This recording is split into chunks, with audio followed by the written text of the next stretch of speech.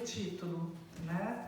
Ele passou a ser a delicadeza, a leveza e a força da escrita de Ana Paula Tavares. Eu começo com uma citação de um texto da Ana Paula. Modesta filha do Planalto, combina, farinhenta, os vários sabores do frio. Cheia de sono, mima as flores e esconde, muito tímida, o cerne encantado. Está em Manual para Amantes Desesperados, e fala dessa modesta filha do Planalto que hoje homenageamos. Ela termina com o cerne encantado, e eu digo que a escrita de Ana Paula é encantada, e talvez a gente pudesse mudar para viva no tempo e no encantamento. Encantamento no sentido de arrebatamento, né? Porque essa escrita é ao mesmo tempo leve, delicada, mas forte. Assim, pelo menos, eu vejo o texto de Ana Paula Tavares. E quando nos referimos à leveza em assuntos de literatura, obrigatoriamente aportamos no livro 6 propostas para o próximo milênio de Ítalo Calvino. Como nos recordamos, a série de palestras realizadas nos Estados Unidos iniciava-se exatamente com a leveza. Naquele texto, o escritor, entre outras definições, diz que a leveza está associada à precisão e à determinação, nunca ao que é vago ou aleatório. Acrescentando, Paul Valéry foi quem disse: é preciso ser leve como o pássaro e não como a pluma. Parece que é nessa senda que se pode indicar a leveza e também a delicadeza na escrita de Ana Paula Tavares, com rigor, precisão e uma direção que parte sempre da sua terra. Para falar um pouquinho sobre essas características, brevemente, tá? Eu escolhi uma abordagem porque o melhor é ler Ana Paula, tá? Todo mundo aqui já leu, mas voltar a ler Ana Paula, é isso que vale a pena.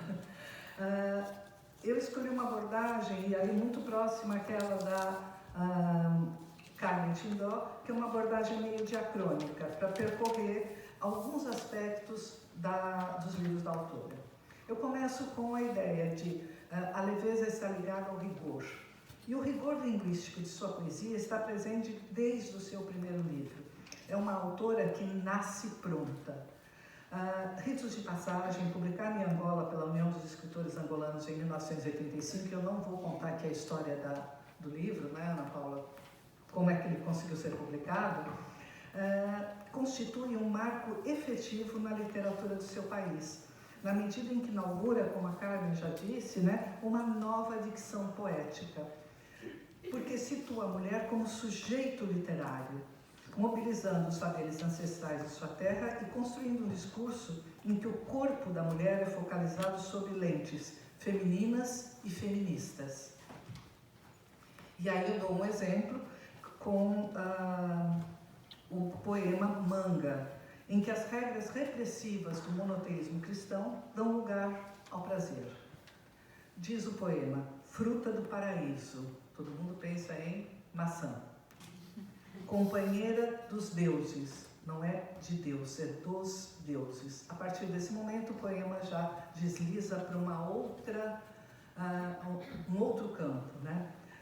Companheira dos deuses, as mãos tiram-lhe a pele, dúctil, como se de manto se tratasse.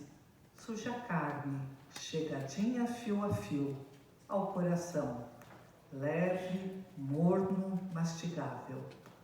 O cheiro permanece para quem encontre os meninos pelo faro. Como se pode ver, é uma poesia com uma outra subjetividade feminina, né, em que não há pecado. Chico Buarque falaria: não há pecado ao sul do Equador. Né?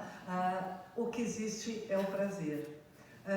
E está aqui uma ideia de trópicos de Angola, né, de raízes angolanas. Era uma estreia que prometia grandes frutos, e aí é uma brincadeira, realmente, quem lê o livro sabe que é uma coletânea em que as várias frutas, né, estão presentes no texto, e a poesia vai dar grandes frutos. A característica da precisão, por outro lado, está presente nos grandes poetas, todos sabemos. E esse é um dos pilares da poesia e da prosa de Ana Paula Tavares. Recorde-se, por exemplo, e desculpem, eu coloquei vários poemas para a gente lembrar, porque realmente o importante é ler a Paula, né? Um poema como aquele que se inicia pela citação de um provérbio cabinda: as coisas delicadas tratam-se com cuidado. Esse talvez seja um dos poemas mais presentes na internet e mais lidos no Brasil. Todos os alunos que eu conheço de Africanas leem o poema, fazem textos a respeito, etc., porque realmente acho que é um dos poemas em que a delicadeza, a precisão, o rigor linguístico estão presentes. Vamos relembrá-lo. Desossaste-me cuidadosamente, inscrevendo-me no teu universo como uma ferida, uma prótese perfeita, maldita, necessária. Conduziste todas as minhas veias para que desaguassem nas tuas, sem remédio. Meio pulmão, respira em ti. O outro que me lembre, mal existe. Hoje, levantei-me cedo, pintei de tacula e água fria o corpo aceso. Não bato a manteiga, não ponho o cinto.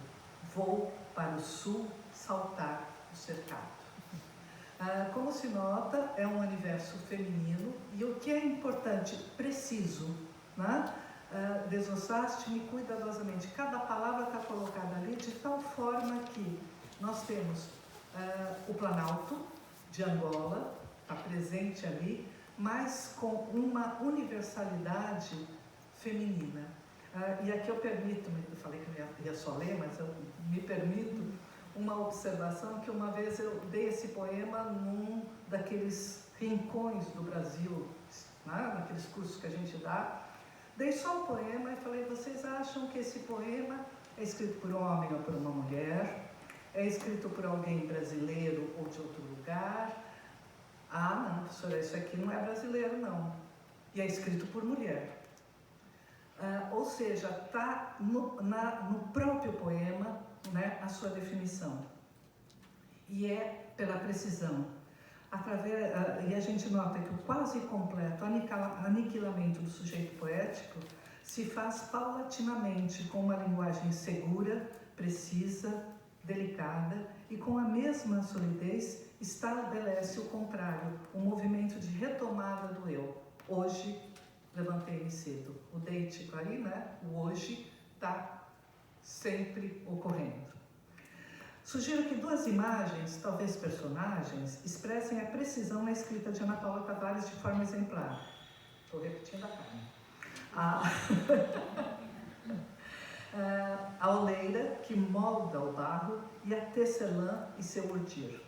Sobre a primeira, trago um trecho de uma das crônicas do Sangue da Buganvília, publicada inicialmente em 98 e que felizmente recebeu há pouco uma segunda edição em Angola e Portugal. Ali apresenta-se pela primeira vez a oleira, na crônica Coração de Barro, em que se fala da transformação do barro em cerâmica, mas que também pode ser visto como uma poiesis, ou seja, uma explicação do fazer poético da Paula Tavares. Ali nós lemos: todas essas operações se fazem com umas mãos que parecem asas e que escondem, pela rapidez dos movimentos, a força necessária à transformação da matéria em vaso, repetindo gestos de criação que de certeza nos sobraram dos tempos dos dedos de Deus. Com a delicadeza e a leveza das mãos que alçam voo, fazem o objeto, mas que possuem a força da transformação. Assim se constrói o artefato, a cerâmica e o poema. A respeito do gesto primordial de transformação, lembro aqui do início de um dos textos do crítico brasileiro Alfredo Bozzi, em O Ser o Tempo da Poesia, e que eu acho que é um movimento que existe também na escrita de Ana Paula. Diz Alfredo Bozzi: ao primeiro homem, conta o livro do Gênesis, foi dado o poder de nomear. Deus formou, pois, da terra toda sorte de animais campestres e de aves do céu, e os conduziu ao homem, para ver como ele os chamaria, e para que tal fosse o nome de todo animal vivo, qual o homem o chamasse. E o homem deu nome a todos os seres vivos, a todas as aves do céu, a todos os animais campestres.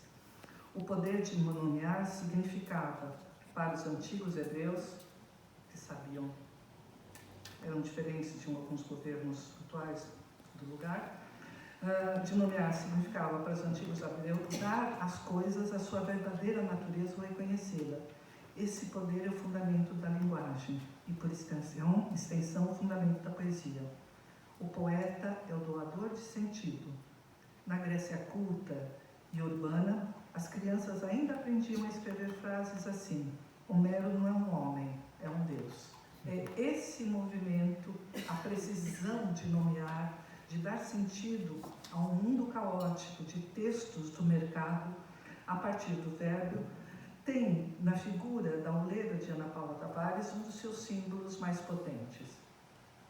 Talvez esteja aí uma das possíveis definições do trabalho poético da autora, que propicia em cada texto uma fagulha divina, aliando delicadeza e força.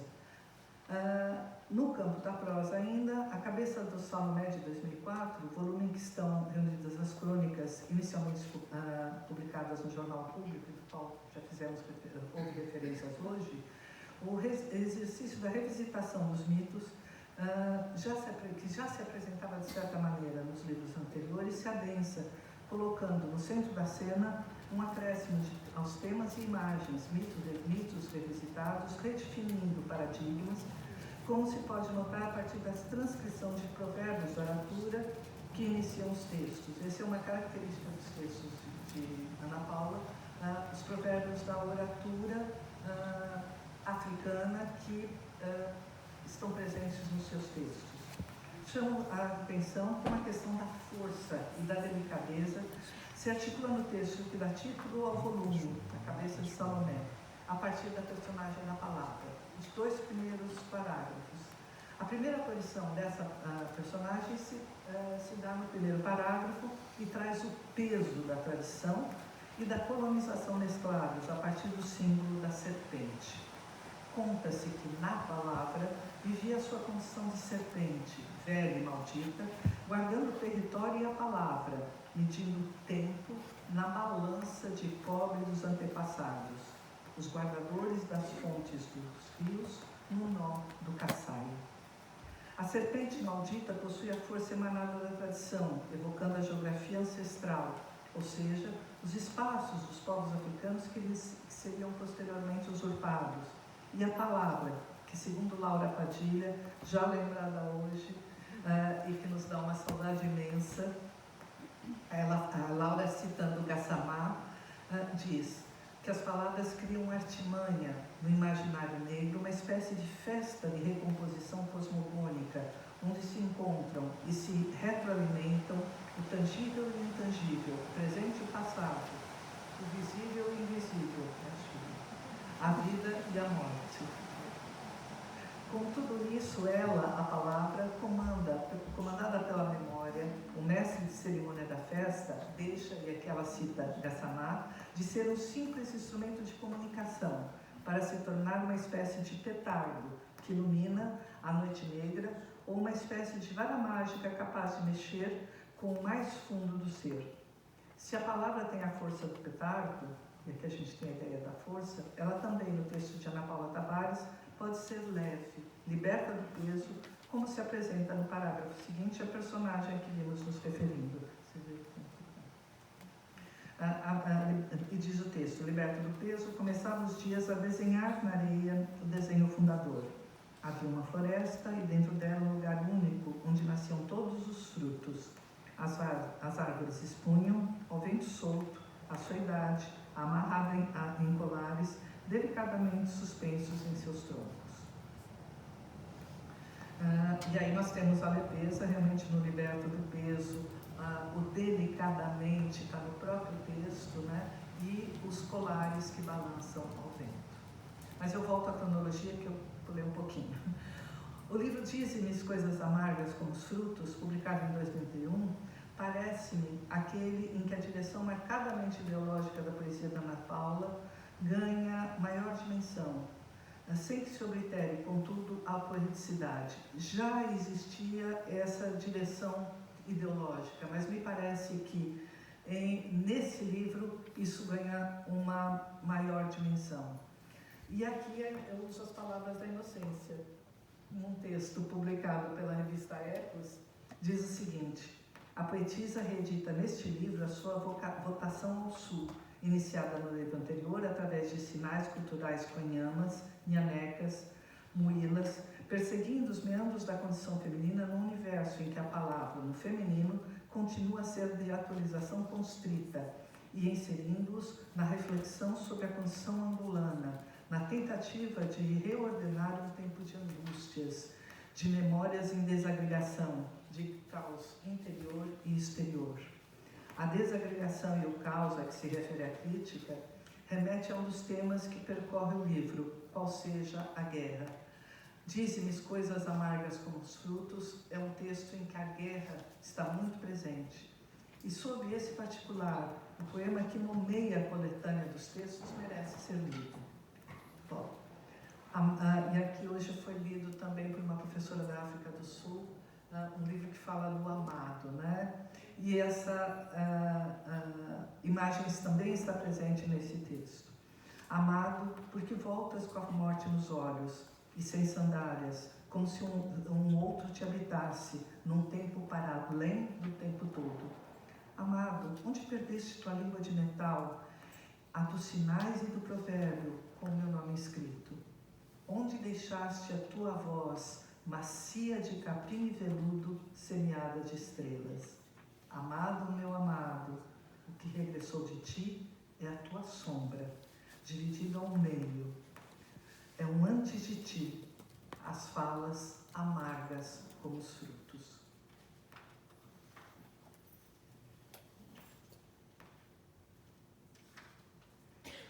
O topos do retorno do amado da guerra, aliado à repetição com variação amado, meu amado, parece retomar a cantiga de amigo do cancioneiro medieval português. Mas, diferentemente daquela, aqui a amargura é a tônica. E sobre esse particular, especialmente porque o título é tomado de um provérbio conhama, remete à longa guerra intestina angolana. E nesse caso, diferentemente do discurso oficial do partido no poder, em que em tal contenda não há nenhum heroísmo, apenas a dor e a amargura. Assim, é o silêncio que se instaura, lembrando-nos aqui a afirmação de Walter Benjamin sobre o mutismo dos soldados que voltavam da Primeira Grande Guerra. Em lugar do heroísmo, o silêncio. Ainda que o dado externo do poema nos chame a atenção, não há como deixar à margem o lirismo que se constrói a partir da natureza, e aqui de novo, né, não vou citar as palavras da Carmen, como se verifica por uma das imagens mais bem conseguidas na definição de dos atributos do amado. Eu costumava brincar com os meus alunos, gente, se eu tivesse um amado que tivesse esse atributo, onde deixa... Não, eu já falo qual é o atributo, é a voz. Não é a voz, gente. Não é assim. Né? Deve ter outros, mas aqui o poema fala desse atributo. É um poema de dor e fala do poetar também. Onde deixaste tua voz, macia de capim e veludo, semeada de estrelas? Nós temos... desde o chão até as estrelas, essa voz que se levanta e que está silenciada. No mesmo livro tem uma imagem a qual nos referimos, a da tecedeira, que aqui realiza a trama não do tecido, mas a da poesia a partir do erotismo do corpo feminino. E diz em 2 versos: meu corpo é um tear vertical. Temos, pois, em Dize-me coisas amargas como os frutos, a explicitação de uma direção ideológica que estava presente em outros livros, mas aqui assume uma maior força. Ainda que a força e a leveza estejam presentes, não há o voo por acaso, para lembrarmos do Valéry, citado por Calvino. É um livro leve como o pássaro e não como a pluma. Ele tem uma direção. Em 2010, o livro Como Veias Finas da Terra realiza a articulação de forma magnífica da força do solo com a delicadeza das pequenas veias que cortam a terra poética e reafirma, mais uma vez, o papel de Ana Paula Tavares como uma das vozes poéticas mais importantes da atualidade. E aqui a tecedeira, que a Carmen já referiu, reaparece na simbologia com o diálogo entre a tapeçaria, a dama e o unicórnio.